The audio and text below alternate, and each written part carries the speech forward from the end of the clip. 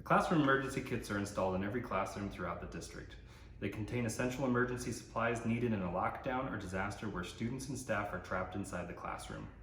These kits are for emergency use only during an extended lockdown or when occupants are trapped in the classroom due to an earthquake or explosion.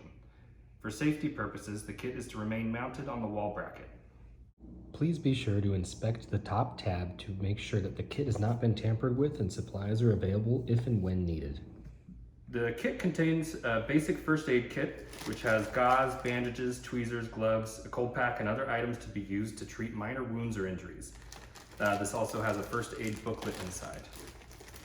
We also have a sanitation kit. This kit contains items that can be used to convert a standard trash can into an emergency toilet. This also has a privacy screen included in it.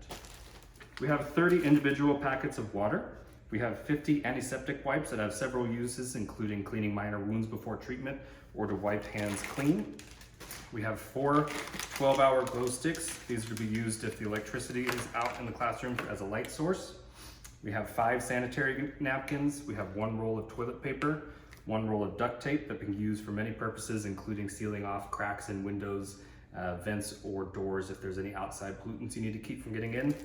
We have floating in here 3 emergency blankets. There's also 1 included in the sanitation kit, as well as 2 inside this bleeding control pack.